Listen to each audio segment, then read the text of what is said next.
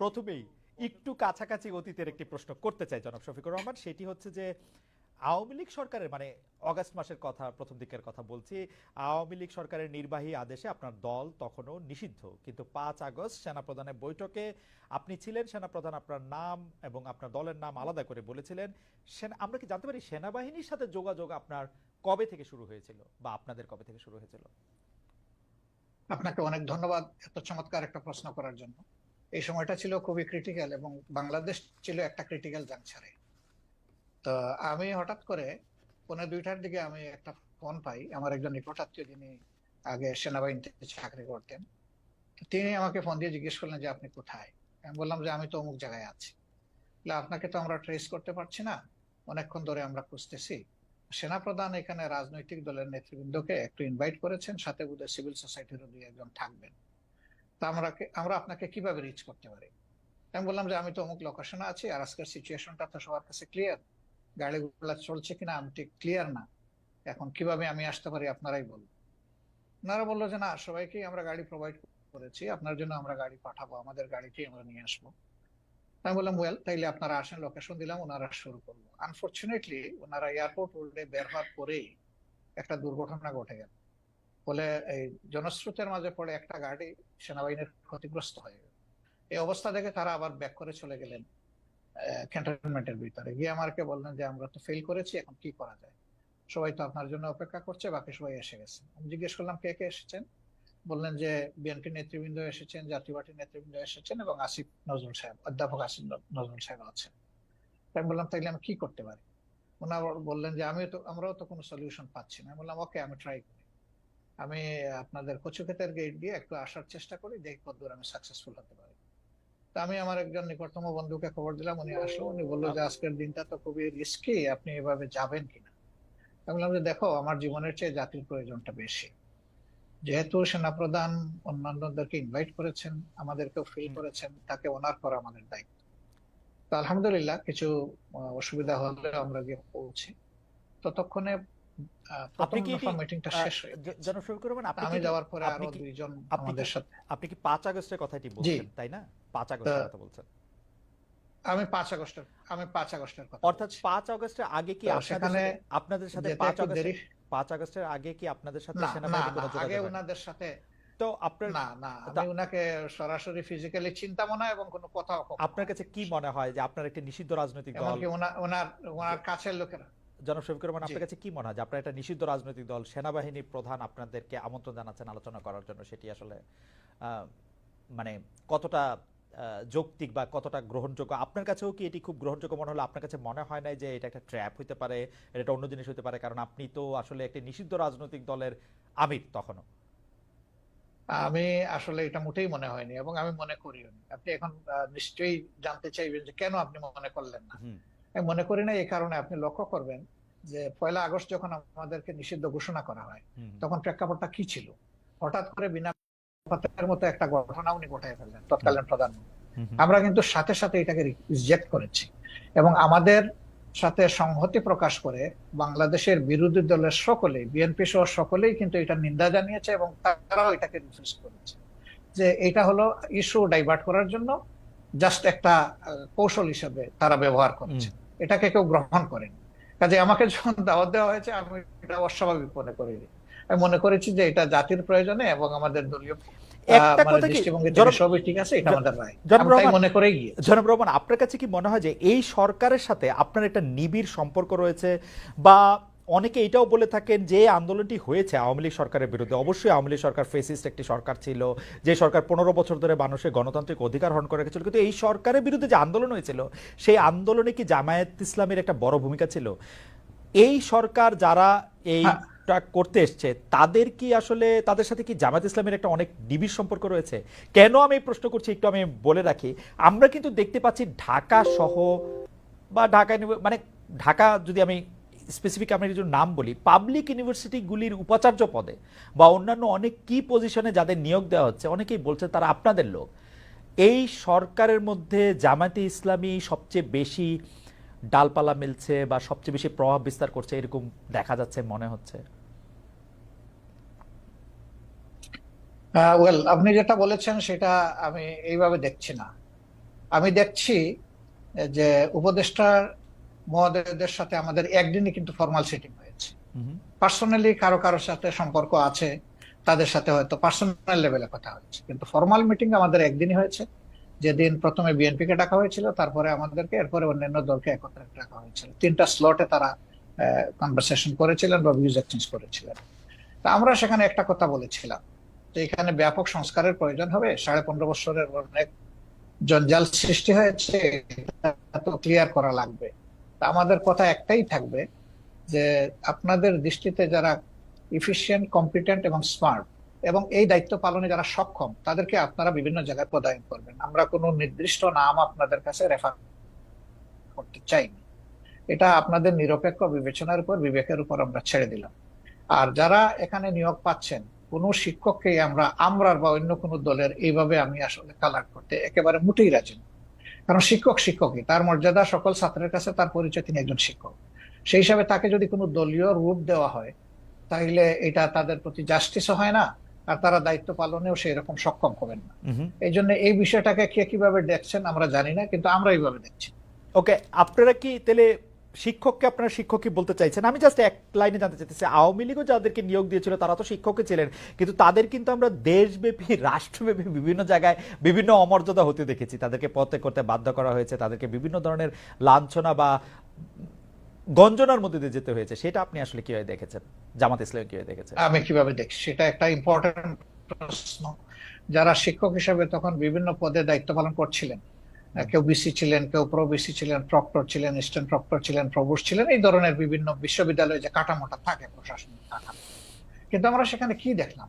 আমরা সেখানে দেখলাম যে বছরের পর বছর সেখানে একটা ছাত্র সংগঠন দাপিয়ে বেড়াচ্ছে, সবকিছুতে গণরুম সৃষ্টি করেছে, মানুষ পিটিয়ে মারছে, ঠান্ডার মধ্যে রেখে দিয়েছে ফেলে। সেখানে সে নিউমোনিয়া আক্রান্ত হয়ে একটা ছেলে ঢাকা বিশ্ববিদ্যালয়ের মারা গেল। তারপরে বুয়েটের আবরারের যে ঘটনা, অত্যন্ত নৃশংস ঘটনা। সেই ক্ষেত্রে আমরা কিন্তু শিক্ষকদের কাছে যা আশা করি সেই পারফরমেন্সটা তারা কিন্তু তখন করেন। কিন্তু তারপরেও আমি বলবো যে শিক্ষকের অমর্যাদা এটা কোনোভাবেই হওয়া উচিত নয়। তার আলটিমেট পরিচয় তিনি একজন শিক্ষক। আচ্ছা, তিনি শিক্ষক। যদি তার কার্যকলাপের কারণে তার নিজের শিক্ষার মর্যাদা নষ্ট করেও থাকেন, হুম। তবুও শিক্ষককে কেউ অমর্যাদা করুক, এটা আমাদের মোটেই পছন্দ না। আচ্ছা, আমি একটু আবার অনেক বিষয় নিয়ে আপনার সাথে কথা বলতে হবে। আমরা অনেকে মানে আপনি এসেছেন বলে অনেকে আমাদের অনুষ্ঠান দেখছেন, সেজন্য আপনি আমার তাড়াহুড়াকে একটু ক্ষমা সুন্দর দৃষ্টিতে দেখবেন, কিন্তু অনেক বিষয় নিয়ে আপনাকে প্রশ্ন করতে হবে, অনেক বিষয় আমাদের জানার আছে। আমি একটু আপনার গঠনতন্ত্র থেকে, জামাত ইসলামের গঠনতন্ত্র থেকে একটু পড়ি। জামাত ইসলামের গঠনতন্ত্রের 6 বলছে যে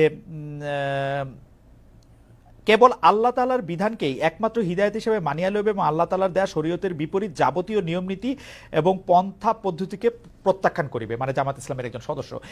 তো আমরা যদি ধরে নেই জামায়াত ইসলামী একটা ইসলামী শরীয়তের বিপরীত নয় এমন একটা শাসন ব্যবস্থা বা এমন একটা রাষ্ট্র ব্যবস্থা কামনা করে বা আশা করে, তাহলে সেটা আসলে কার মডেল বা কোন পৃথিবীর আর কোন দেশের আদলে? মানে এটা কি পাকিস্তানের আদলে, এটা কি সৌদি আরবের আদলে, এটা কি ইরানের আদলে, এটা কিসের আদলে আসলে? আসলে দেখেন, আল্লাহ তাআলার বিধান হলো আল্লাহর সৃষ্টির জন্য। হুম, আল্লাহ তাআলা মানুষকে শুধু সৃষ্টি করে নাই, তিনি সমস্ত সৃষ্টির স্রষ্টা। সেই স্রষ্টার পক্ষ থেকে যে বিধানটা আসে সেটা হলো ব্যালেন্সড এবং সবার জন্য উপকারী। হুম, আল্লাহ তাআলার কোরআনের অ্যাড্রেস হচ্ছে ইয়া আইয়ুহান নাস, হে মানব জাতি। এটা দিয়ে আল্লাহ তাআলা কোরআনে অ্যাড্রেস করেছেন, এবং তার নবীকেও তিনি মানব জাতিরই শুধু নেতা রাখেন নাই, তিনি সমস্ত সৃষ্টির উপরে একটা রহমত স্বরূপ বলেছেন। তো আমরা সেই আদর্শকে অবশ্যই আমরা লালন করি, ধারণ করি, এবং আমরা বিশ্বাস করি এর মাধ্যমে মানব জাতির কল্যাণ নিহিত এবং মানব জাতি কল্যাণ পাবে। যেমন ধরেন, একজন কমিউনিস্ট পার্টির সদস্য, তিনি বিশ্বাস করেন যে কমিউনিজমের মাধ্যমে মানুষের মুক্তি। যারা সোশ্যালিস্ট তারা মনে করেন সোশ্যালিজম মানুষকে মুক্তি দিতে পারবে, অন্তত অর্থনীতি মুক্তি। তো এরকম এক একটা আদর্শ রয়েছে, সেই আদর্শের অনুসারীরা তার আদর্শকে আপহোল্ড করবেন, এটা খুবই সহজ। আমরাও সেই দিক থেকেই করি। এখন আপনার প্রশ্ন হলো যে এটা কি পাকিস্তান মডেল হবে নাকি অন্য কোনো দেশের মডেল হবে? না, এটা আল্লাহ তাআলা স্রষ্টা, আর তার মেসেঞ্জার যারা ছিলেন, শুধু মুহাম্মদ সাল্লাল্লাহু আলাইহি সাল্লাম না, এর আগেও যারা পয়গম্বর এসেছেন বা প্রফেট সাল্লাল্লাহু আলাইহি সাল্লামরা যারা এসেছেন, তারা তাদের যে মডেল, আমরা ওই মডেলটাকেই আমরা অনুসরণ তো করি। ডক্টর ডক্টর কিন্তু রহমান, সবার মডেলটা দুনিয়ায় এখন বাস্তবে নেই। আছে মোহাম্মদ রাসূলুল্লাহ সাল্লাল্লাহু আলাইহি ওয়াসাল্লামের মডেলটাই বাস্তবে আছে। ডক্টর রহমান আপনার সেটা কাছে হচ্ছে মদিনায়, জি ডক্টর রহমান আপনার সরি কাছে আমি একটু শেষ করি। জি জি প্লিজ। মদিনা কেন্দ্রিক যে শাসন ব্যবস্থা ছিল, সেই শাসন ব্যবস্থায় সকল দল ধর্মের মানুষের নিরাপত্তা সকল দিক থেকে, তার জানের মালের ইজ্জতের নিরাপত্তা নিশ্চিত হয়েছিল। তা আমরা সেই মডেলটাকেই মনে করি উপকারী মডেল। ওকে, ডক্টর রহমান আপনার কাছে কি মনে হয় না যে আপনি আপনি মানে মদিনার পরে এটি আর কোনো দেশে কার্যকর হয়েছে, কোন একটি মডেল হয়েছে, সেরকম কি আপনার কোনো কিছু একটা মনে হয় যে এইটা আমরা উদাহরণ হিসেবে নিতে পারি কোনো আরব বিশ্বে, কোনো মুসলিম বিশ্বে, কোনো মুসলিম দেখেন, দুইজন মানুষ যেমন হুবহু সমান হয় না, হুম ঠিক দুইটা সভ্যতা হুবহু সমান আমি পাবো না। হয় এর চেয়ে উন্নত হবে, না হয় একটু অবনত হবে।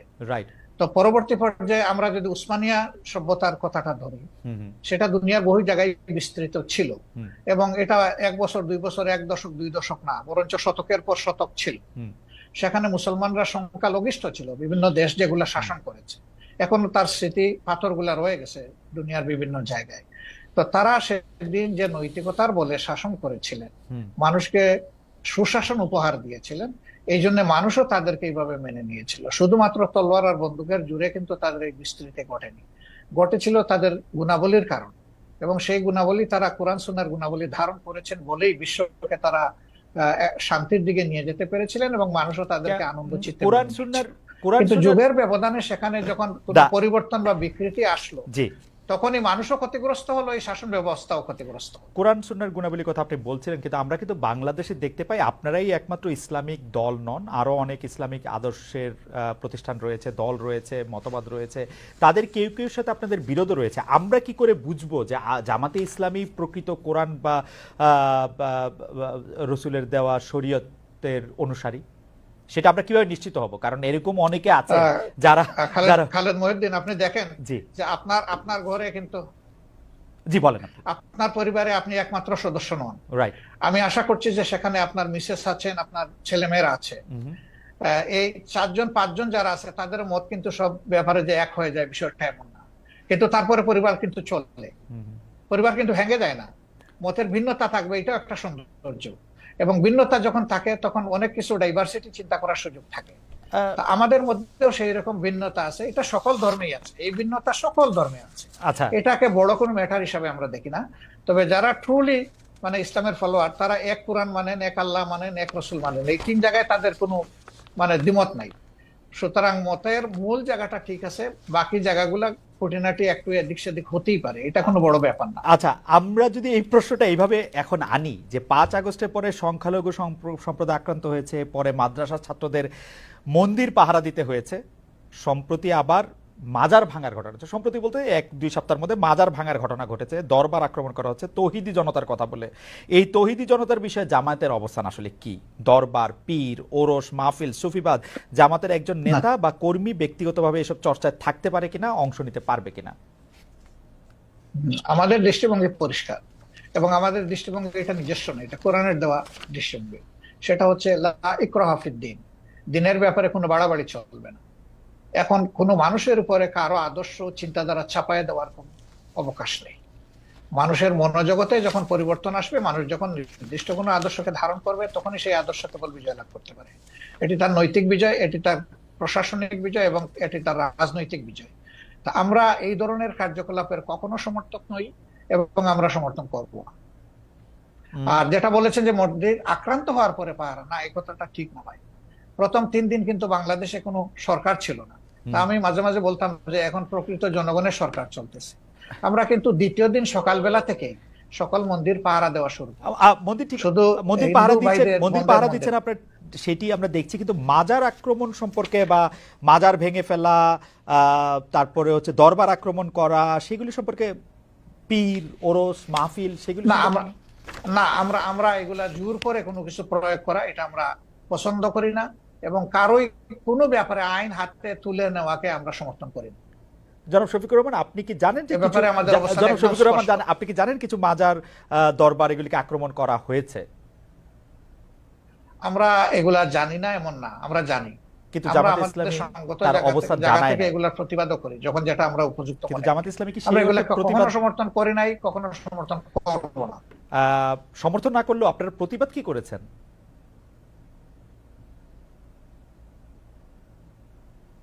ডক্টর শফিকুর রহমান, আপনারা কি প্রতিবাদ করেছেন?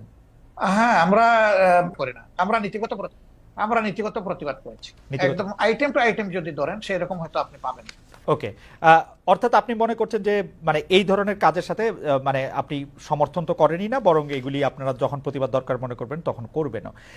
আমি ডেফিনেটলি আবার একটু গঠনতন্ত্রে ফিরে আসি। আপনাদের দলীয় গঠনতন্ত্র অনুযায়ী নিয়মতান্ত্রিক ও গণতান্ত্রিক পন্থায় সরকার পরিবর্তনে আপনারা বিশ্বাসী। সমাজের সর্বস্তরে আল্লাহ ভীরু চরিত্রবান শতযোগ্য লোকের নেতৃত্ব কায়েমের চেষ্টা করার কথাও বলা আছে সেখানে।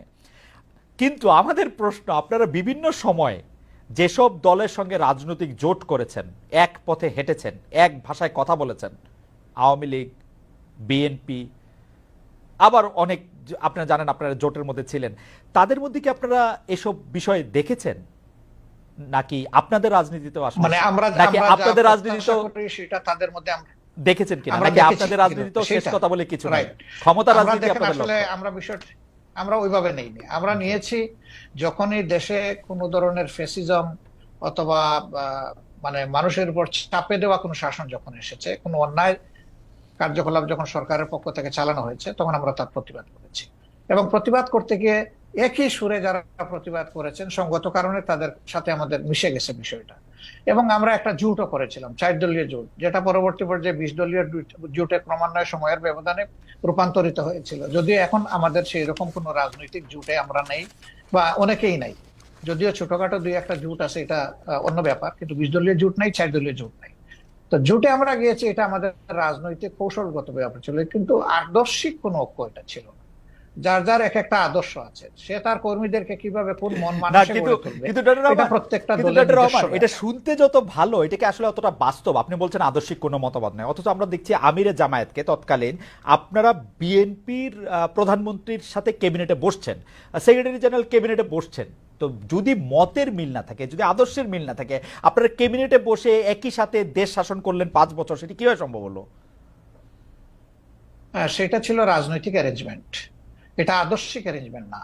রাজনীতি আদর্শ থেকে বাইরে, ডক্টর রহমান, রাজনীতি আদর্শ থেকে বাইরে, 3টা মন্ত্রণালয় তারা সার্ভ রাজনীতি করেছে। রাজনীতি কি আদর্শের আমাদের বাইরে? যে স্লোগান, হ্যাঁ না, আমাদের যে স্লোগান, সেই স্লোগানটা হচ্ছে যে মানুষকে সুশাসন দিতে হলে অবশ্যই সৎলোক লাগবে। তো তাদের এই জায়গাটায় দেখেন আপনি, যে তারা আলহামদুলিল্লাহ 5 বছর সার্ভ করেছেন কান্ট্রিকে, 3টা মন্ত্রণালয় পর্যায়ক্রমে। কিন্তু তাদের ব্যাপারে কেউ কেউ বিভিন্ন অভিযোগ এনেছেন, অভিযোগ সত্য মিথ্যার এইদিকে আমি যাচ্ছি না, কিন্তু তাদের ইন্টিগ্রিটির ব্যাপারে, অনেস্টির ব্যাপারে এবং তাদের ইফিসিয়েন্সির ব্যাপারে কেউ কিন্তু কোন প্রশ্ন তুলেনি। কারণ তারা এই আদর্শে লালন করে, এই আদর্শে গড়ে উঠেছেন। যে স্লোগান তারা দিতেন, তারা সেই স্লোগানের ছিলেন বাস্তব নমুনা। অন্যদেরকে তো ঘর আমরা ঠিক করে দিতে পারবো না, অন্যরা তাদের মতো করে তাদের যেভাবে পছন্দ করেছে সেইভাবে চলছে। আজকে যদি এখন আপনি বলতে পারেন আজকে আওয়ামী লীগের সাথে আপনার আদর্শিক জোট না হলে আওয়ামী লীগের সাথে আপনার রাজনৈতিক জোট হতে পারে। আওয়ামী লীগের সাথে হবে কিনা এটা বলা কঠিন, কারণ যে আওয়ামী লীগ তার নিজের দেশের মানুষকে জনগণের কেনা অস্ত্র দিয়ে গুলি চালাইতে পারে এবং গণহত্যা করতে পারে, তাদের তো রাজনীতি করা তো বহু চিন্তা ভাবনার। তো পাকিস্তান আমলে তো তারা ঠিক করুক। পাকিস্তান আমলে 1971 সালে তো আমাদের পয়সা দিয়ে কেনা অস্ত্র দিয়ে বাঙালিদের মারা হলো, কিন্তু জামাত ইসলামী তো তার বিরোধিতা করে নাই। হ্যাঁ, তার বিরোধিতা করে নাই, করেছে, সেই প্রশ্নে আমি আজকে যাব না। আচ্ছা, 2টা কারণে যাব না। আমি একজন মানুষ, ফরওয়ার্ড লুকিং মানুষ। আচ্ছা, আমি ওই যে পিছনের দিকে মানে বেশি দৌড়াদৌড়ি ছুটাছুটি করাকে একটা জাতির জন্য কোনো ইতিবাচক বিষয় মনে করি না। রাইট। 2 নম্বর হলো, এই ধরনের বিষয়ের যত বেশি চর্চা হবে, জাতি তত বেশি বিভক্ত হবে। একটা বিভক্ত জাতি কখনো দুনিয়ার সম্মানের আসনে বসতে পারে না। সম্মানের আসনে বসতে হলে, সত্যিকারের উন্নয়ন এবং শান্তি দেশবাসীকে উপহার দিতে হলে কিছু পয়েন্টে অন্তত পক্ষে সবাইকে একমত হতে হবে, দেশের স্বার্থের ব্যাপার যেখানে জড়িত। তা আমি ওই বিষয়ে যাচ্ছি না। দ্বিতীয়, আমি আরেক কারণে যাব না, যে তখন আমি এনাফ ম্যাচিউর না, বয়সের দিক থেকে আমি বুদ্ধ না, রাজনীতিকে অ্যানালাইসিস করার শক্তি আমার ছিল না। কিন্তু আমি এই আঙ্গিনার কেউ ছিলাম না। ডক্টর শফিকুর রহমান, মানে ওই আমলে মানে আসতেছি, কথাটা আমাকে শেষ করতে দেন। কিন্তু এটা তো ঠিক যে লাখ লাখ মানুষ মারা গেছে, কয় লাখ মারা গেছে, এই বিতর্কেও আমি যাব না। আমি ওই বিতর্ক পছন্দ করি না। একটা মানুষের যদি নিরীহ মানুষ অন্যায়ভাবে মারা যায়, সেটাও তো অন্যায়, সেটাও তো অপরাধ। সুতরাং এই কাজ যারা করেছে, অবশ্যই এটা নিন্দনীয়, ব্যাপারে কোনো সন্দেহ নেই। ডক্টর শফিকুর রহমান, এতে আমারও কোনো সন্দেহ নেই, কিন্তু শুধু আমি এটা বলছিলাম যে আমাদের যদি কোনো একটা বিষয় বিশ্লেষণ করার জন্য ওই সময়ের ব্যাপারে যদি যথেষ্ট মানে মানে ওই উপস্থিতিটা না থাকে, আপনি এটা থেকে বলতেই পারেন যে আপনি আসলে ওই ব্যাপারে বলতে চান না, কিন্তু দল হিসাবে জামায়াতে ইসলামের নিশ্চয়ই একটি অবস্থান পরিষ্কার করার ব্যাপার রয়েছে, সেটি আপনি আরেকদিন বলবেন বলছেন, সেটা আমরা আরেকদিন শুনবো সেটি।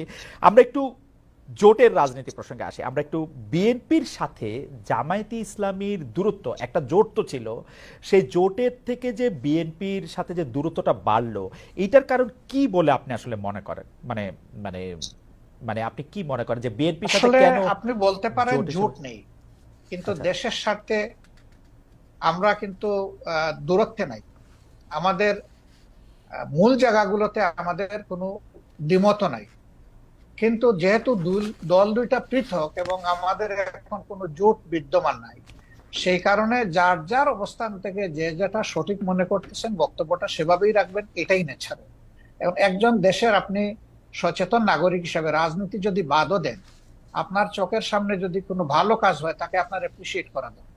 আবার কেউ যদি কোনো মন্দ কাজ করে তাকে সংশোধনেরও আপনার চেষ্টা করা দরকার। তো দেশের স্বার্থে যদি আমি কথা বলি এবং আমাকে যদি কেউ ক্রিটিসাইজ করে, আমি এটাকে ওয়েলকাম, কারণ ক্রিটিসিজম না হলে পারফেকশন আসে না। আর মানুষ কেউ ভুলের ঊর্ধ্বে না, আমরা ভুল করতেই পারি, ব্যক্তিগতভাবেও করতে পারি, আবার সামষ্টিকভাবে দলগতভাবে আমরা। ভুল যদি কেউ ধরিয়ে দেয় সেই তো আমার প্রকৃত বন্ধু। আর যারা সমালোচনা করে তাদেরকে আমি বন্ধু হিসাবে নিই, কিন্তু আমার ভুল দেখেও যারা নীরব থাকে আমি তাদেরকে বন্ধু মনে করি না। ওকে। ডক্টর শফিকুর রহমান, আমরা কিন্তু দেখতে পাচ্ছি যে এই সরকারের মেয়াদ বা নির্বাচন প্রশ্নে আপনি মনে করছেন বা আপনার দল মনে করছেন যে এই সরকারকে একটু যৌক্তিক সময় দেওয়া প্রয়োজন। বিএনপি মনে করছেন যে ইলেকশনের ঘোষণা বা ইলেকশনের একটা রোডম্যাপ যে সরকার ঘোষণা করছে না, সেটি একটি ঠিক কাজ নয়। তো এই ক্ষেত্রে কি আপনাদের মধ্যে বিএনপির সাথে কোনো আলাপ আলোচনা হচ্ছে? আপনারা কি একটি জায়গায় আসতে পারবেন, নাকি আপনাদের অবস্থান এরকমই থেকে যাবে? অর্থাৎ বিএনপি এই মুহূর্তে নির্বাচন চায়, জামায়াত চায় সংস্কার করে নির্বাচন হোক। সম্ভবত এটা একসময় তাদের মানে স্ট্যান্ড ছিল, কিন্তু গত কালকে বা পরশুদিন তাদের যে মিটিংটা হলো, যেখানে তাদের দলের অ্যাক্টিং চেয়ার অ্যাড্রেস করেছেন জাতিকে, সেখানে তিনি কিন্তু একই কথা বলেছেন যে এই সরকারকে সাকসেসফুল হতে দিতে হবে এবং তাদেরকে যৌক্তিক সময় আমরা দেওয়ার পক্ষে। এখন যৌক্তিক সময়ের বাইরে কিন্তু এখন আর কেউ স্পেসিফিক কোনো কথা বলছেন না, কাজে এই জায়গায় আমাদের একটা ঐক্য হয়ে গেছে। এখন প্রশ্ন দাঁড়াতে পারে যে এই যৌক্তিক সময়টা কতটুকু। তা আমরা দুটো রোডম্যাপের চিন্তা করছি। একটা রোডম্যাপ হবে সংস্কারের রোডম্যাপ, আর একটা হবে নির্বাচনের রোড। আগে হবে সংস্কারের রোডম্যাপটা, তারপরে হবে নির্বাচনের রোড। তো সংস্কারেরটাই আমরা এখন সরকারের কাছে চাইবো যে কতদিন টাইমলাইনটা কি হবে। বিভিন্ন তারা তো সবকিছু সংস্কার করতে পারবেন না, বেসিক জিনিসগুলো সংস্কার করে যাতে একটা তারা neutral, fair and credible election যা থেকে তারা উপহার দিতে পারেন, সেটার জন্যই তাদেরকে আমরা সর্বাত্মক সহযোগিতা করতে চাই। এই সময়টা নাতি দীর্ঘ হওয়া উচিত, তারা এটা বুঝবেন কতটুকু, জাতীয় বুঝবে কতটুকু। ঠিক টাইমটা মাত্র 1.5 মাস যায়নি তো এখনো, এই 23 তারিখ 1.5 মাস হবে। আমরা একটু অবজার্ভ করছি, একটু সময় নিচ্ছি। ওকে, নির্বাচন সংস্কারের প্রসঙ্গটা আমরা একটু পরে আসি, বা আপনি যখন বলবেন তখন বলতেই পারেন। সংবিধান সংস্কারের প্রসঙ্গে আমি আপনার কাছে জানতে চাইতে পারি যে আপনাদের গঠনতন্ত্র পড়ে আমি যতটুকু বুঝেছি বা আপনাদের কথা শুনে আমি যতটুকু বুঝেছি যে আপনারা আসলে কোরআন এবং রসুলের বাণী ছাড়া অন্য কোনোভাবে অন্য কোনো কিছুই আপনারা মানে আপনাদেরকে পড়লে আরেকটু পরিষ্কার হবে যে, আবারও বলি, কেবল আল্লাহ তাআলার বিধানকেই একমাত্র হিদায়াত হিসেবে মানিয়ে নেওয়া, আল্লাহ তাআলার দেওয়া শরীয়তের বিপরীতে যাবতীয় নিয়ম নীতি পন্থা পদ্ধতিকে প্রত্যাখ্যান করা। এখনকার যে গণতান্ত্রিক সিস্টেম, সংবিধানের সিস্টেম, সেটা তো অনেকটা ওয়েস্টার্ন ডেমোক্রেসি বা যেটাকে আমরা বলি যে ওয়েস্টমিনিস্টার ডেমোক্রেসি, সেইটার আদলে অনেকখানি করা। তো সেইটা কি আপনাদের সাথে সাংঘর্ষিক না? আপনারা যদি এটা পরিবর্তন করেন আপনাদের মতের সাথে আর কি। না, মোটেই না। এটা যদি আপনি পরিবর্তন করেন তাহলে কি আপনাদের মতো করে সংবিধান পরিবর্তন হবে না কি? না, আমি আগেই বলেছি যে প্রত্যেকটা দলের এক একটা আদর্শ থাকবে, এটা খুবই স্বাভাবিক। একটা পলিটিক্যাল আইডিওলজি তার থাকবে, সবার আছে। সংবিধানটা কেমন হবে? যে যারটা ভেন্টিলেট করবে। Democracy itself not a ism, এটা একটা প্রসেস। আপনি ইজমে যাবেন, মানুষের কাছে আপনার প্রোডাক্ট আপনি ফ্লোট করবেন, আপনার বক্তব্য আপনি তুলে ধরবেন, আপনার আদর্শ আপনি তুলে ধরবেন। বেশিরভাগ জনগণ যখন আপনার আদর্শকে সাপোর্ট করবে, তখন স্বাভাবিক কারণেই বুঝতে হবে যে এই দেশের মানুষ এটাই চাচ্ছে, যে আদর্শটাই চান। ওকে, আমার আদর্শ যতদিন পর্যন্ত বেশিরভাগ মানুষ সাপোর্ট করবে না, আমাকে ধৈর্য ধরেই সেই পথে থাকতে হবে। ইসলামের ডেমোক্রেসির জায়গাটা কেমন? মানে ইসলাম কি, আপনি মদিনার কথা বলছিলেন, আমাদের রসুল সাল্লাল্লাহু ইসলাম বা তার পরে যেসব খলিফা অন্তত 4 জন 5 জন যেভাবে নির্বাচিত হয়েছিলেন বা যেভাবে ইয়েতে বসছিলেন, সেটি কি গণতান্ত্রিক উপায়ে নির্বাচিত হয়েছিলেন তারা? অবশ্যই, অবশ্যই। তারা তখন যারা মানে সমাজে মতামত দেওয়ার মতো সেই পর্যায়ের লোক ছিলেন, তাদের সকলকে নিয়ে তারা বসেছেন মসজিদে নববীতে অথবা অন্য কোনো জায়গায় বসে তাদের অধিকাংশের মতের ভিত্তিতেই অ্যাপয়েন্টমেন্ট গুলা হয়েছে। আপনি আপনি তাই মনে করছেন? তাই মনে করছেন, এটাই ফ্যাক্ট, এটাই হিস্ট্রি। তারপরে যখন আব্বাসী, এরপরে দেখেন, তারপরে যখন আব্বাসীয় এরপরে আব্বাসীয় দেখেন উমাইয়া ওখানে বা ওসমানিয়ারা, বিউটিটা দেখেন আমাদের দেশে।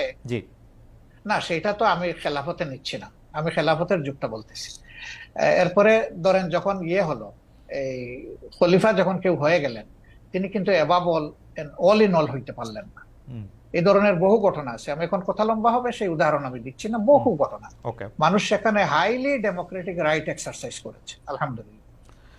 আচ্ছা, এটা যদি আমি বাংলাদেশের ক্ষেত্রে এইটাকে একটু বলি, যে আপনাদের গঠনতন্ত্রে ইসলাম প্রচার, ইসলামের দাওয়াত, ব্যক্তি জীবনে ইসলাম চর্চার বিষয়টা নিয়ে বারবার বলা হয়েছে। এক্ষেত্রে বাংলাদেশের অমুসলিম নাগরিকদের জন্য বা যারা ইসলাম বিশ্বাস করবে না তাদের জন্য জামাত ইসলামী রাজনীতি করার সুযোগটা আপনি কেমন দেখেন? আদৌ কোনো সুযোগ আছে কিনা? আমি পড়ছিলাম গঠনতন্ত্র, সেখানে আমি দেখতে পাচ্ছিলাম যে তারা সকল কিছু মেনে নিলে বড়জোর সহযোগী সদস্য হতে পারবেন। এটা বাংলাদেশের সংবিধানের সাথে সাংঘর্ষিক হবে না? বাংলাদেশের সংবিধান বলছে সবার জন্য অধিকার সমান হবে, কিন্তু আপনারা বলছেন যে মানে তারা আসলে একটা নির্দিষ্ট পর্যায় পর্যন্ত শুধু যেতে পারবে। এইটাকে আপনি একটু সাংঘর্ষিক মনে করেন? এটা আপনার একটা ভাইটাল কোয়েশ্চেন, অবশ্যই গুরুত্বপূর্ণ প্রশ্ন। দেখেন, আমরা তো কাউকে ইম্পোজ করব না, আমাদের আদর্শটা গ্রহণ করতে এবং দলে আসতে আমরা ইম্পোজ করব না, কিন্তু দলের দরজা তাদের জন্য বন্ধ করা যাবে, আমরা দরজা খোলা রেখেছি। প্রয়োজনে গঠনতন্ত্র তো আল্লাহর কোরআন না, কোরআনের আলোকে রচিত। কোরআন পরিবর্তন করা যায় না, কিন্তু গঠনতন্ত্র পরিবর্তন করা যায়। আমাদের গঠনতন্ত্রের দেখেন যে 22-23তম সংস্করণ পর্যন্ত হয়তো আছে, আপনি পাবেন। রাইট। তার মানে কি? তার মানে হলো আগের যে জিনিসটা আমরা মনে করেছি পরিবর্তন করা দরকার, মূলনীতি ঠিক রেখে যুগের চাহিদাকে অ্যাড্রেস করা দরকার, সেটা আমরা করেছি। হবে, সবগুলাই হবে, অ্যাকোমোডেশন হবে, কোনো সমস্যা হবে না ইনশাআল্লাহ। এই এই প্রসঙ্গে প্রশ্নটা করে ফেলি যে আমরা আপনাদের গঠনতন্ত্রে যেরকম পড়তে পারছি যে 33 ভাগ 2020 সালের মধ্যে নারী সদস্য সম্পৃক্ত হওয়ার কথা, সেটা হয়েছে কিনা? নারী নেতৃত্বের দিক বিবেচনা করলে নারীরা জামায়াতের কোন পদ পর্যন্ত যেতে পারবেন? এটি 1 নম্বর প্রশ্ন। 2 নম্বর প্রশ্ন হচ্ছে, জামাতের গঠনতন্ত্রে একটা বড় পরিবর্তন এসেছিল কিন্তু আসলে নির্বাচন কমিশনের নির্দেশে। আপনারা তখন এটা খুব খুশি মনে পরিবর্তন করেছেন, সেটা না, কিন্তু এটা করেছেন। এই প্রসঙ্গে আপনি একটু কি বলবেন? দুটি প্রশ্ন। আসলে আমরা যেটাই করি আমরা ডেমোক্রেটিক ওয়েতে করি, আলাপ আলোচনা করেই করেছি, আমরা একমত হয়ে করেছি। 2 নম্বর হচ্ছে নারী মানে কোটার প্রপোর্শনের যে বিষয়টা বলেছেন, আমরা 33 না, আলহামদুলিল্লাহ এখন নারীদের প্রপোর্শন হচ্ছে 44% আমাদের সংগঠন, এবং তারা আমাদের কেন্দ্রীয় সুরায় আছেন, কর্ম পরিষদে আছেন, সব জায়গায় তারা আছে। আচ্ছা, একটি গ্রহণযোগ্য নির্বাচন অন্তর্বর্তী সরকারে করতে হবে। একটি জনপ্রিয় প্রশ্ন এরকম যে আপনারা আওয়ামী লীগকে নির্বাচনে অংশ নিতে দেওয়ার পক্ষে নাকি বিপক্ষে? আওয়ামী লীগ আপনাদের কোনো রাজনৈতিক স্পেস না নিলেও আপনি আওয়ামী লীগের নাম উল্লেখ না করে কোনো ধরনের জুলুম না করার কথা ঘোষণা দিয়েছেন। অনেকে বলেছেন যে এই ঘোষণা না দেওয়ার কে আপনি? এই প্রসঙ্গেও যদি একটু আপনি বলেন।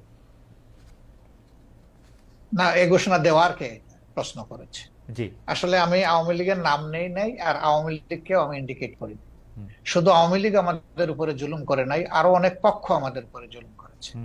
দল হিসাবে আমাদের উপরে যে জুলুমটা করা হয়েছে, যেমন ধরেন আমাদের নিবন্ধন কেড়ে নেওয়া হয়েছে, আমাদের প্রতীক কেড়ে নেওয়া হয়েছে, আমাদের অফিসগুলা সিলগালা করা হয়েছে, আমাদের শেষ পর্যন্ত তারা দিশাহারা হয়ে আমাদেরকে নিষিদ্ধ ঘোষণা করেছে। এই যে কাজগুলা দলের উপরে যে জুলুম করেছে, আমরা বলছি যে এটা প্রতিশোধ আমরা নেব। কারণ প্রতিহিংসার জন্ম নেই, আর প্রতিশোধ যখনই নিতে যাব তখন আইন হাতে তুলে নেওয়া হয়। আমরা আইন হাতে নেওয়ার ব্যাপারে আমরা বিশ্বাসী না। কিন্তু সাথে সাথে এই কথাটা আমরা বলেছি যে ভিকটিম এবং ভিকটিম ফ্যামিলি যদি আইনের আশ্রয় নেয়, এটা তাদের রাইট, ন্যায় বিচার পাওয়া, তাহলে আমরা তাদেরকে সর্বাত্মক সহযোগিতা করবো। আমরা স্ট্যান্ড থেকে সরিনি, আমাদের স্ট্যান্ড আছে। এখানে আওয়ামী লীগের নামও নেওয়া হয়নি, আওয়ামী লীগকে ইন্ডিকেটও করা হয়নি, এটা ছিল একটা সামগ্রিক বক্তব্য। আমার এই বক্তব্যটাকে টুইস্ট করা হয়েছে যে জামাতের আমির আওয়ামী লীগকে ক্ষমা করে দিয়েছেন এবং সাধারণ ক্ষমা ঘোষণা করেছেন। প্রথমটা তো নাই, দ্বিতীয়টা করার আমি কে? একটা রাষ্ট্রে সাধারণ ঘোষণা করার একমাত্র ব্যক্তি হচ্ছেন রাষ্ট্রপ্রধান, যিনি অর্থাৎ প্রেসিডেন্ট, তিনি ছাড়া প্রধানমন্ত্রী এটা পারে না, আর কেউই পারে না। আমি কে এটা করার? আমার তো কোনো অধিকার নাই। বরঞ্চ আমরা বারবার বলে আসছি যে যাদের উপরে জুলুম হয়েছে, যারা ক্ষতিগ্রস্ত হয়েছে, নিহত আহত গুম হয়েছে, তার সম্পদ হারা হয়েছে, চাকরি হারা হয়েছে, তারা অবশ্যই মামলা করবে এবং তাদেরকে আমরা সঙ্গত সহযোগিতা করব। আহ, আচ্ছা, এটি অবশ্য আমাদের একটি প্রশ্ন, কারণ হচ্ছে যে পত্রপত্রিকা যেটি ছাপা হলো আওয়ামী লীগকে ক্ষমা করে দেওয়ার ঘোষণা জামায়াতের আমিরের, অনেকেই বলেছেন যে আপনি হয়তো খোলা মনে সাদা মনে সেই ক্ষমাটি ঘোষণা করতেই চেয়েছেন, কিন্তু পরে যখন আপনার দলের লোকেরা বা আপনি ফিরে গিয়ে চাপের মুখে সেটি আবার একটু বক্তব্য অন্যরকম করছেন, বিষয়টি কি ঠিক? মোটেই না, আমি মোটেই না। আমার বক্তব্য টুইস্ট করা হয়েছিল, সেটাকে আমি ক্লিয়ার করেছি। কোনো চাপও ছিল না আমার উপরে, এবং আমি এখানে কোনো হীনমন্যতায় ভুগিনি। আমি যা ভালো মনে করেছি, খোলা মনে সেটি বলেছি। আচ্ছা, আরেকটি প্রশ্ন আসতে চাই, সেটা হচ্ছে বৈষম্য বিরোধী যে ছাত্র আন্দোলনের যে রাজনৈতিক প্ল্যাটফর্ম, সেটি নিয়ে। আমি সরি, একটু আপনাকে ইন্টারাপ্ট করব। জি আপনি বলেছিলেন যে আওয়ামী লীগ নির্বাচনে আসুক, তারা রাজনীতি করুক, এটা আমি চাই। জি, আগে আওয়ামী লীগকে ডিসিশন নিতে হবে তারা আসলেই রাজনীতি করবে কিনা, তারা আসলেই রাজনীতি চায় কিনা। কারণ তারা যখনই ক্ষমতায় গিয়েছে তখন তো তারা রাজনীতির বাইরে চলে গেছে। প্রথম পিরিয়ডে শেখ মুজিব সাহেব জীবিত থাকা অবস্থায় তো তিনি বহুদলীয় গণতন্ত্রকে একদম শেষ করে দিয়ে একদলীয় বাকশাল কায়েম করেছে। আওয়ামী লীগ যখনই ক্ষমতায় এসেছে সেই জিনিসটাই এস্টাবলিশ করার চেষ্টা করছে। এবারও তারা কিন্তু সে পথেই হাঁটছিল, এবং তাদের নেতারা বলতেন যে আমরা বাকশালের চেতনা অন্তরে ধারণ করি। সাংঘাতিক কথা। বাকশালের চেতনা যদি ধারণ করেন তো আওয়ামী লীগের নামে রাজনীতি করেন কেন? তাহলে তো তাদের সাহস করে বাকশালের নামেই রাজনীতি করতেন, দেখতেন যে জনগণ তাদেরকে কিভাবে রিসিভ করে। সেটা তো তারা করেননি। এই জন্য আওয়ামী লীগ আদৌ রাজনীতি করবে নাকি ফ্যাসিজম করবে, আগে আওয়ামী লীগ ডিসিশন নেন। আচ্ছা, এই প্রসঙ্গে আমি একটু জানতে চাই, 96 সালে যখন বিএনপির বিরুদ্ধে আপনারা তত্ত্বাবধায়ক সরকার কায়েম করার জন্য আন্দোলন করছিলেন, তখন কি আওয়ামী লীগের সাথে আপনারা যুথবদ্ধ হয়ে রাজনীতি করেছিলেন? না না, আমরা কোনো জোট গঠন করিনি। তবে মাঝে মধ্যে তাদের সাথে আমাদের যৌথ সভা হয়েছে, কিন্তু কোনো জোট আমরা করিনি। আর সেই ইস্যুটাও দেখেন, সেটা ছিল কেয়ারটেকারের ইস্যু। আগামীতে যদি আরো একটি যৌক্তিক ইস্যু আপনাদের সামনে আসে, আপনারা আওয়ামী লীগকে সাথে নিয়ে এরকম করবেন কিনা? না, আমরা আওয়ামী লীগকে সাথে নেইনি। আওয়ামী লীগ আমাদের ইস্যুতে এসে পরে শরিক হয়েছে, এবং শরিক হইতে গিয়ে তারা আমাদের ইস্যু হাইজ্যাক করতে চাইলেন। স্বয়ং শেখ হাসিনা বলে ফেললেন যে এটা তার মানুষ, মানে তার ব্রেইনের প্রোডাক্ট, ব্রেইন চাইল্ড এই কেয়ারটেকার সরকার। মানুষ আসলো এটা নিয়ে যে এর 2 বছর আগে জামাত ইসলামের পক্ষ থেকে Abbas Ali Khan on behalf of professor Golam Azam, তিনি কিন্তু এই কেয়ারটেকারের ফর্মুলা জাতির সামনে উত্থাপন করেছিলেন একটা জনসভার মাধ্যমে। আওয়ামী লীগ 2 বছর পরে এসে বলে যে এটা তাদের আবিষ্কার। আমরা হাসলাম। তা আওয়ামী লীগের এইরকম ক্রেডিট হাইজ্যাক করার আরো বহু ইতিহাস আছে, সেটা বলতে গেলে অনেক সময় লাগবে। আমরা দর্শকদের যে প্রশ্ন করেছিলাম সেটি আসলে আপনি এখন মিস ইন্টারপ্রিটেশন বলছেন, সেই মিস ইন্টারপ্রিটেশন থেকে আমরা দর্শকদের কাছে প্রশ্ন করেছিলাম যে আওয়ামী লীগ সরকারের জুলুম সম্প্রতি দল হিসাবে ক্ষমা করার ঘোষণা দিয়েছে বাংলাদেশ জামাতে ইসলামী, জামায়াতের অবস্থান সঠিক বলে মনে করেন কিনা?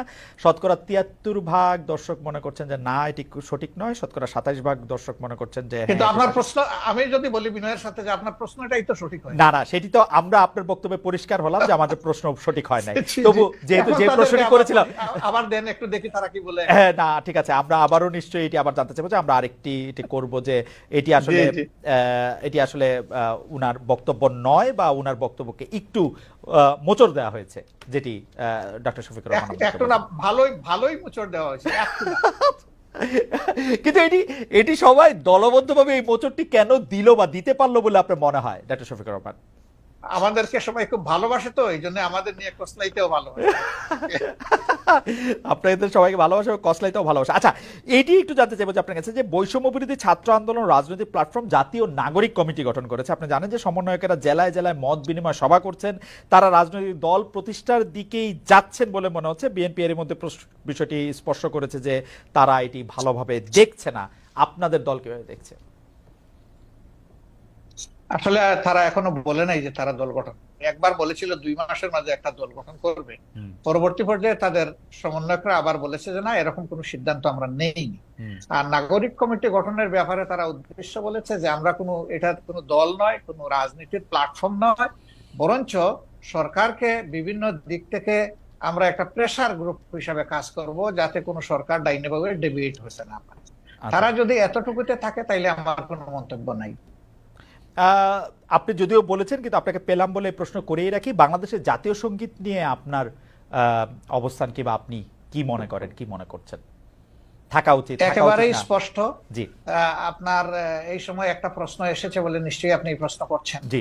আমরা সাথে সাথেই কিন্তু আমাদের পক্ষ থেকে এটা ক্লারিফাই করেছি এবং আশা করি আপনি সেটা জানেন। আচ্ছা, আপনি যদি দর্শকদের উদ্দেশ্যে আবার একটু বলে দিতেন, দর্শকদের অনেকে এই প্রশ্ন না, করছেন। আমরা যেটা বলেছি যে একজন সাবেক সেনা অফিসার, ঊর্ধ্বতন সেনা অফিসার, যিনি 8 বছর তিনি আয়নাগরে ছিলেন, মজলুম ছিলেন, তিনি একটা ভার্চুয়াল প্রেস কনফারেন্সে দুটো কথা বলেছেন, একটা জাতীয় সংগীতের ব্যাপারে আর একটা মুক্তিযুদ্ধে হতাহতের সংখ্যা ব্যাপারে। তা আমরা বলেছি যে এটা তার বক্তব্য, আমাদের প্রতিনিধিত্ব নয়, এবং তিনি কোনো পর্যায়ে জামাতের সাথে সাংগঠনিকভাবে সম্পৃক্ত নন। তবে হ্যাঁ, তিনি আমাদের শ্রদ্ধার পাত্র এই অর্থে যে তিনি একজন মুসলিম মানুষ এবং তার জুলুমটা করা হয়েছে সম্ভবত তার পিতা জামাত ইসলামের সাবেক আমির অধ্যাপক গুলাম আযম ছিলেন সেই কারণে।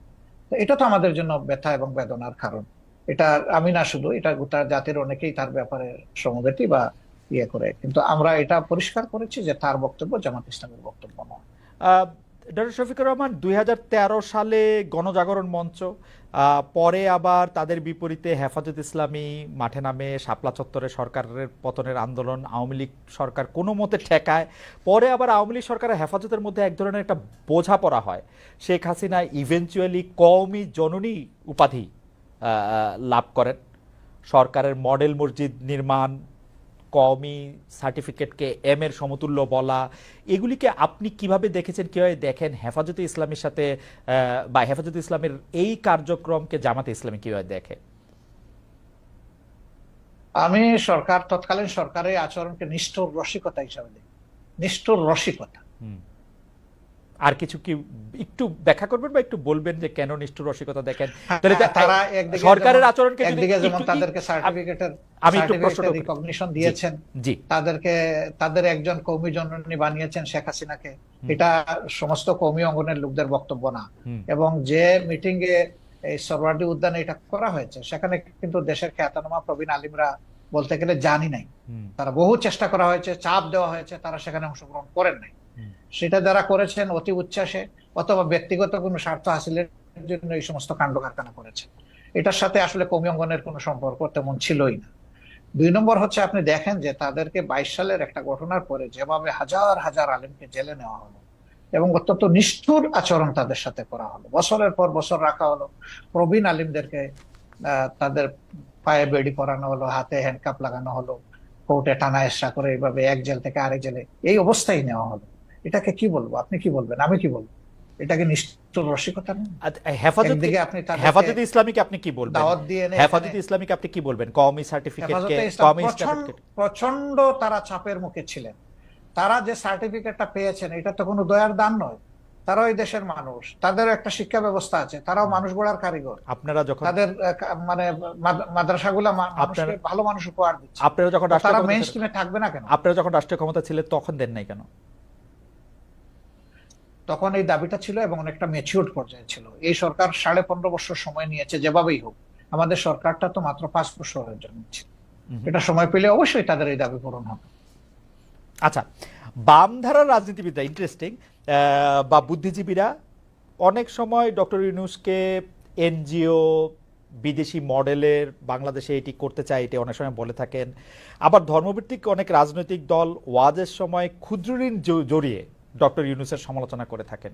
শেখ হাসিনার মতো এরকম প্রায়, আমি যেটাকে বলি যে প্রায় অভব্য অশ্লীল ভাষায় সুদখোর বা এরকম না বললেও ওয়াজের সময় এগুলি নিয়ে অনেক কথাবার্তা বলে থাকে। জামায়াতে ইসলামী আসলে ক্ষুদ্র ঋণ, তারপরে হচ্ছে যে এইরকম একটি ব্যাংক ব্যবস্থা বা এনজিওর কাজকর্মকে কিভাবে দেখে, কিরকম করে দেখে?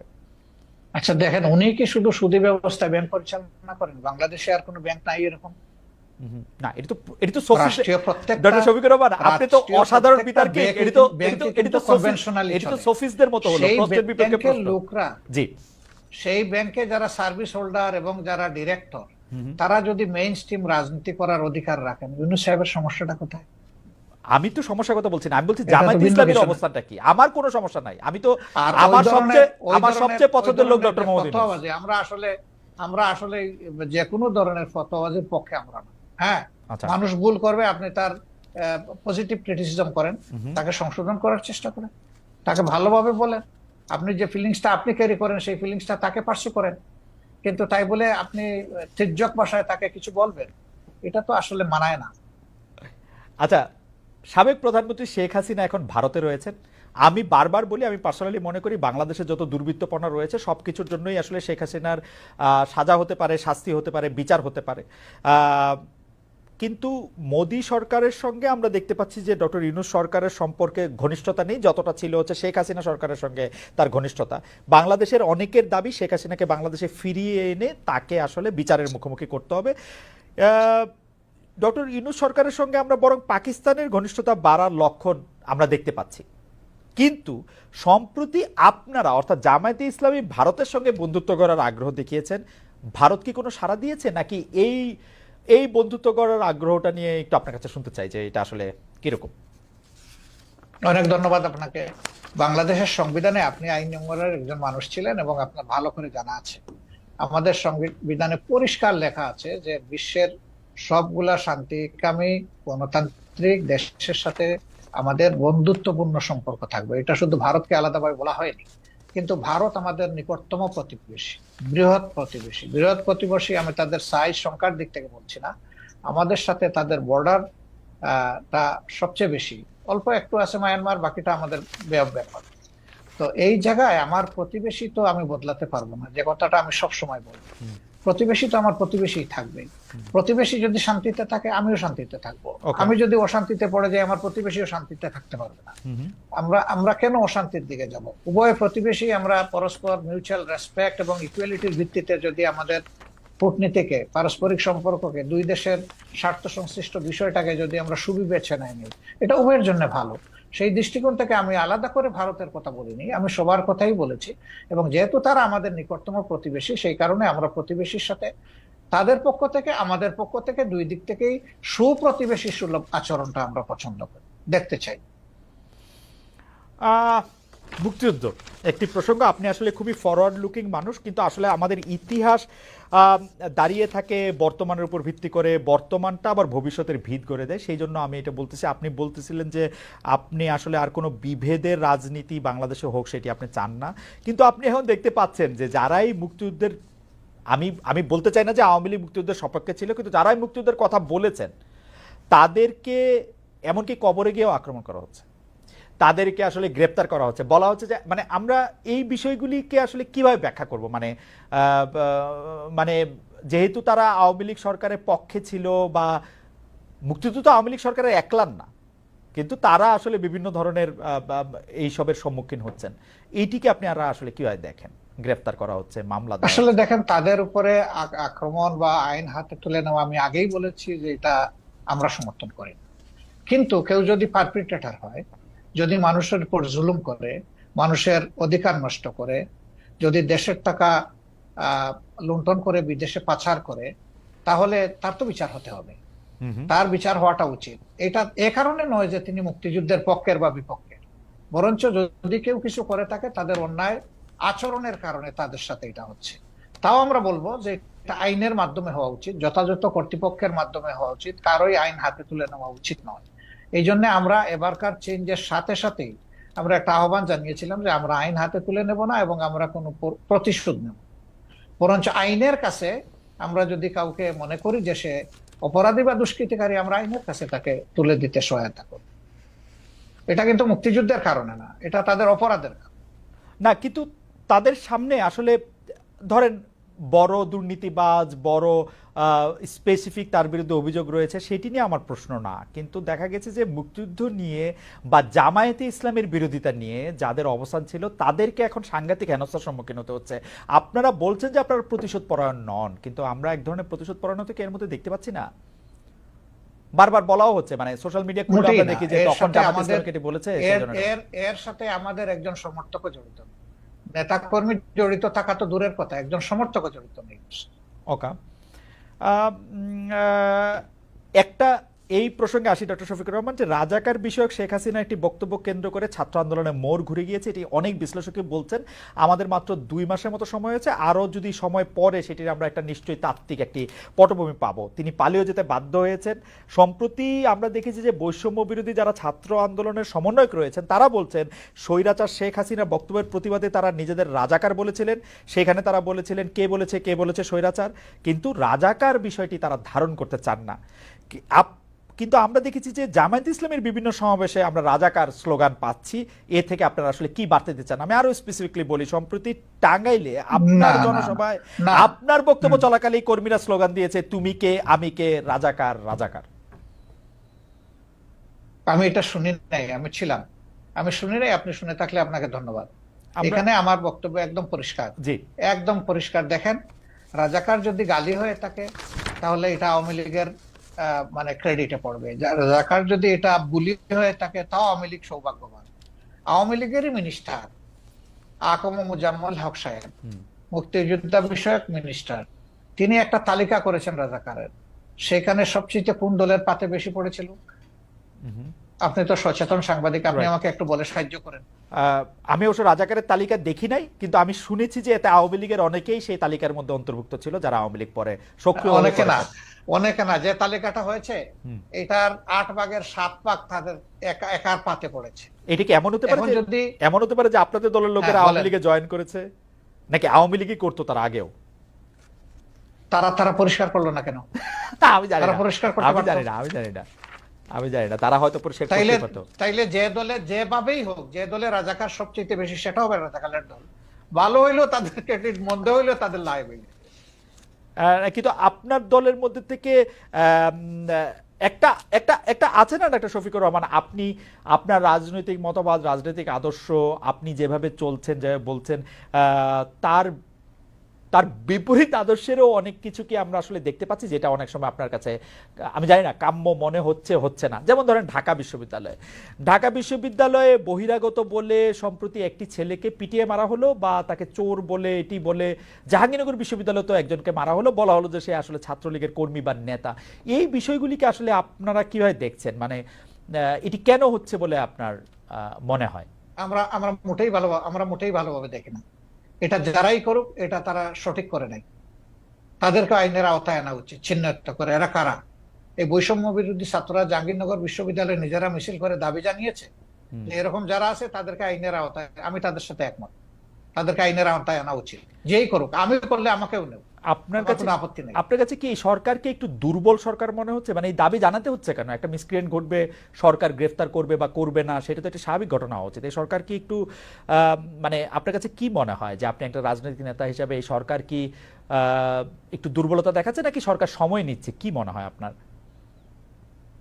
আপনি যেটা বলেছেন যে দাবি কেন জানাতে হবে, সরকারের মেশিনারি তো অটোমেটিক্যালি এটা ফাংশন করবে, এটা হওয়া উচিত। কিন্তু দাবিকেই প্রথম, আগে নির্বাচিত বা পলিটিক্যাল গভর্নমেন্ট যারা ছিলেন তাদের কাছে বিভিন্ন দাবি মানুষ উত্থাপন করে না এই সমস্ত বিষয়, তাহলে এটাকে আমি আলাদাভাবে দেখবো কেন? এটা দেখার কোনো কারণ নাই। কিন্তু সামগ্রিকভাবে যদি আপনি বলেন, যেহেতু তারা কোনো রাজনৈতিক দল দ্বারা গঠিত বা জোট দ্বারা গঠিত সরকার নন, এবং যেহেতু 15.5 বছরের অনেক জঞ্জাল জমা হয়েছে, তাদেরকে সেই জঞ্জাল সরাতে গিয়ে তো অবশ্যই তাদেরকে এক্সট্রা এফোর্ট দিতে হয়েছে। এখানে দুর্বলতার কোনো ব্যাপার আমি দেখছি না, বরঞ্চ তারা আস্তে আস্তে ফাংশনিং হচ্ছেন এবং সামনের দিকে তারা আগাচ্ছেন। কিন্তু জনগণের প্রত্যাশা, আমারও প্রত্যাশা এর চেয়েও বেশি। অনেকেই বলছেন যে জামায়াতের, আমি যে প্রশ্ন দিয়ে শুরু করেছিলাম সেই প্রশ্নের প্রসঙ্গ ধরে আমি আসলে শেষ করতে চাই। অনেকেই বলছেন যে জামাতে ইসলামীর যারা কোর সাপোর্টার তারা আসলে নিয়োগ পাচ্ছেন খুবই খুবই খুবই খুবই খুবই যেগুলিকে বলে কি পয়েন্টগুলিতে, এবং ভবিষ্যতে বাংলাদেশের চেহারাটা কেমন হবে সেটি হয়তো জামায়াতে ইসলামী ঠিক করে দিতে চাচ্ছে বা ঠিক করছে।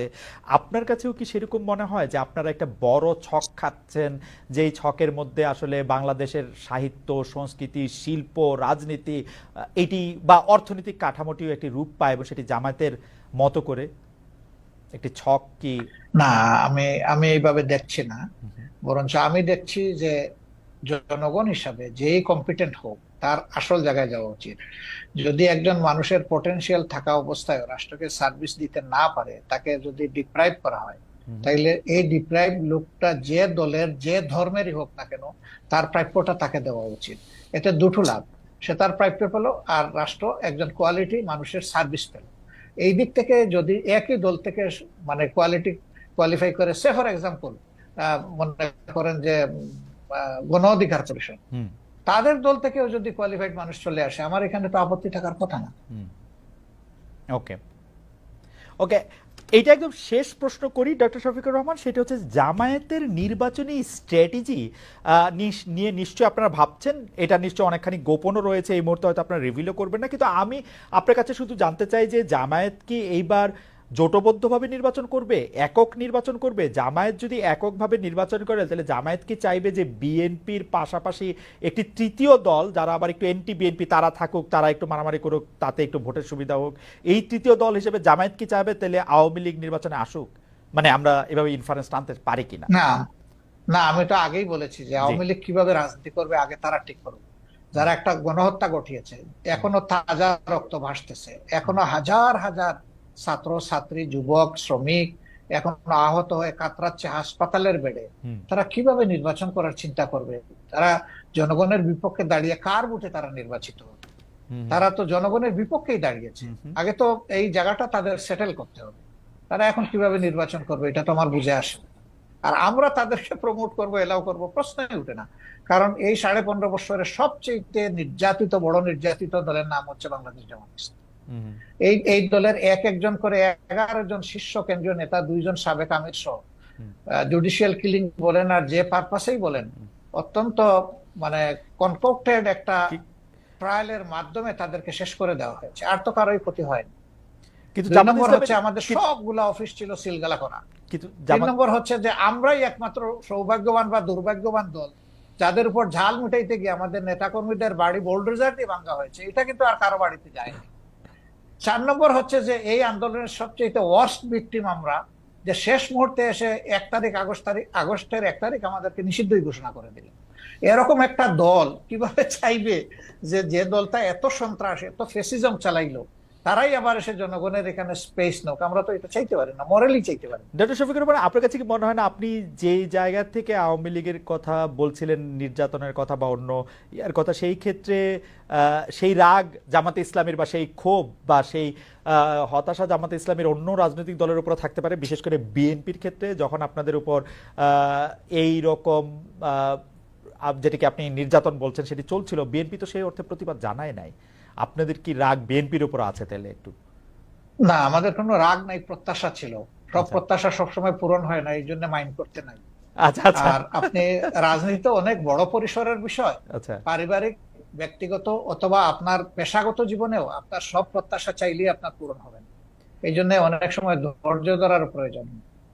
আর এই ক্ষেত্রে মন যত বড় করা যাবে ততই লাভ, লস নাই। ডক্টর শফিকুর রহমান, আপনাকে অনেক ধন্যবাদ। অনেক দর্শক আজকে আপনার এই অনুষ্ঠান দেখেছেন, 31,000-এর বেশি দর্শক আসলে লাইভ ছিলেন আপনার এই অনুষ্ঠান দেখার ক্ষেত্রে। অনেক প্রশ্ন তারা পাঠিয়েছেন, সব প্রশ্ন আমি আসলে নাম তো বলতেই পারিনি, কিছু প্রশ্ন হয়তো আপনাকে করতে পেরেছি, কিন্তু আসলে একটি অসাধারণ অভিজ্ঞতা। আপনাকে অনেক ধরনের প্রশ্ন করা গেছে, আপনি সাবলীলভাবে আপনার জায়গা থেকে আপনি এগুলো উত্তর দিয়েছেন। আমাদের অনেক ধন্যবাদ জানবেন, কারণ আমার কাছে মনে হয় দর্শকরা যদি এই অনুষ্ঠানটি আবারও দেখেন তাহলে দেখবেন যে এমন কোনো প্রশ্ন নাই যে প্রশ্ন আসলে ডক্টর শফিকুর রহমান উত্তর দেন নাই। তিনি তার প্ল্যাটফর্ম থেকে তিনি উত্তর দিয়েছেন। আপনি আমার মানে এটা রিপিটেড, এটা কয়বার বললাম আমি জানি না, আরো কয়েকবার বলতে চাই। আপনাকে অনেক অনেক ধন্যবাদ এবং আমাদের কৃতজ্ঞতা। এবং আপনাকে অনেক ধন্যবাদ, এবং আপনার এই আমাদের এই জেনারেশনের দ্বিতীয় স্বাধীনতার বাংলাদেশে আপনাকে স্বাগতম জানানোর জন্য আমরা অপেক্ষমান। কারণ যুদ্ধ কিন্তু আপনিও করেছেন স্বৈরাচারের বিরুদ্ধে। আমি আপনাকে আবারও ধন্যবাদ জানিয়ে এবং দর্শকদের ধন্যবাদ জানিয়ে আজকের অনুষ্ঠান আমি শেষ করতে চাই। আমরা নিশ্চয়ই দর্শকরা দেখবেন এই অনুষ্ঠানটির মধ্যে অনেকগুলি প্রশ্নের জবাব ডক্টর শফিকুর রহমান দিয়েছেন, জামাতের রাজনীতি থেকে শুরু করে জামাত 71 সাল সম্পর্কে কিভাবে অন্যান্য সব কিছু বিষয়ে আসলে কথা বলতে চেষ্টা করেছেন। আগামী সপ্তাহে আমরা আবারও আসবো আপনাদের সামনে, হয়তো নতুন কোনো অতিথি নিয়ে। সে পর্যন্ত আপনাদের সবাইকে অনেক অনেক ধন্যবাদ।